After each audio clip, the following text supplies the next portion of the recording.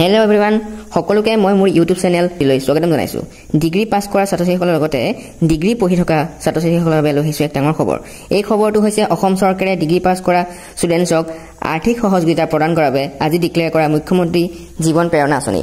কোনে কোনে এপ্লাই কৰিব পাৰিব, কেতিয়াৰ পৰা এপ্লাই হ'ব, এপ্লাই কৰোঁতে কি ডকুমেণ্টছ লাগিব, চৰকাৰী শিক্ষানুষ্ঠানৰ লগতে প্ৰাইভেটলি পঢ়াসকলে এই আঁচনিৰ সুবিধা পাবনে নাই ইত্যাদি সকলো প্ৰশ্নৰ উত্তৰ আজিৰ এই ভিডিঅ'টোত মই দিম। গতিকে ভিডিঅ'টো স্কিপ নকৰি সম্পূৰ্ণকৈ চাব। ছাত্ৰ-ছাত্ৰীসকল, আজি ৩ নৱেম্বৰ তাৰিখে আমাৰ সকলোৰে মৰমৰ মামা অৰ্থাৎ শ্ৰদ্ধাৰ মুখ্যমন্ত্ৰী হিমন্ত বিশ্ব শৰ্মাদেৱে ডিগ্ৰী পাছ কৰা ছাত্ৰ-ছাত্ৰীৰ বাবে মুখ্যমন্ত্ৰী জীৱন প্ৰেৰণা আঁচনি শুভাৰম্ভ কৰে।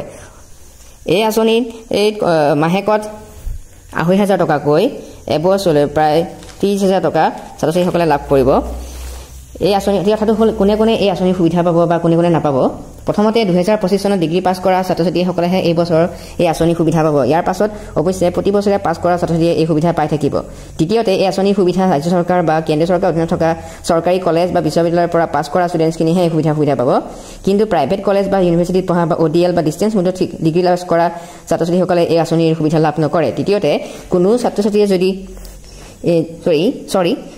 কোনো ছাত্ৰীয়ে যদি নিযুত মইনা আঁচনিৰ জৰিয়তে ডিগ্ৰীত ২৮,০০০ টকাকৈ পাই আছে তেন্তে তেনে ছাত্ৰীয়ে এই আঁচনিৰ সুবিধা নাপায়। একেদৰে চৰকাৰী চাকৰিয়াল, মন্ত্ৰী, বিধায়ক, ৰেজিষ্টাৰ্ড ঠিকাদাৰ বা যিসকলৰ পৰিয়ালৰ ইয়াৰলি ইনকাম অৰ্থাৎ বাৰ্ষিক আয় ১০ লাখতকৈ অধিক তেওঁলোকৰ ল'ৰা-ছোৱালীয়ে এই আঁচনিৰ সুবিধা নাপায়। অৱশ্যে চতুৰ্থ বৰ্গ বা 4th গ্ৰেডত চাকৰি কৰা ব্যক্তিৰ ল'ৰা-ছোৱালীয়ে এই আঁচনিৰ সুবিধা পাবলৈ সক্ষম হ'ব। এইখিনিতে এটা মন কৰিবলগীয়া কথা যে যদি ২০২৫ বৰ্ষত ডিগ্ৰী পাছ কৰা কোনো ষ্টুডেণ্টছে উচ্চ শিক্ষাৰ বাবে বা অন্য কামৰ বাবে ৰাজ্যৰ বাহিৰতো আছে, তেওঁলোকেও এই আঁচনিৰ অধীনত এপ্লাই কৰি ৩০,০০০ টকা পাবলৈ সক্ষম হ'ব।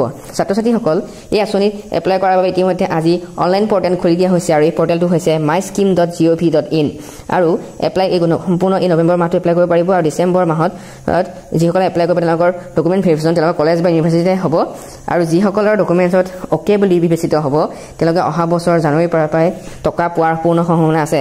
অনলাইন এপ্লাই কৰাৰ বাবে প্ৰয়োজনীয় ডকুমেণ্টছবোৰ হৈছে income certificate, degree pass certificate, up to date bank account, পাছবুকৰ bank account, Aadhaar card, PAN card, permanent residence certificate আৰু লগতে এমপ্লয়মেণ্ট এক্সচেঞ্জৰ ৰেজিষ্ট্ৰেশ্যন কাৰ্ড। গতিকে ষ্টুডেণ্টছ, তোমালোকে যদি এই আঁচনিৰ অধীনত এপ্লাই কৰিব বিচাৰা তেন্তে আগতে কৈ অহা ডকুমেণ্টছবোৰ ৰেডি কৰি অফিচিয়েল ৱেবছাইটটোত এপ্লাই কৰি লোৱা। So' that's it for today. Dear students, মোৰ ভিডিঅ'টো কেনে পালা, লগতে কোন জিলাৰ পৰা ভিডিঅ'টো চাই আছা জনাবাচোন। Thank U.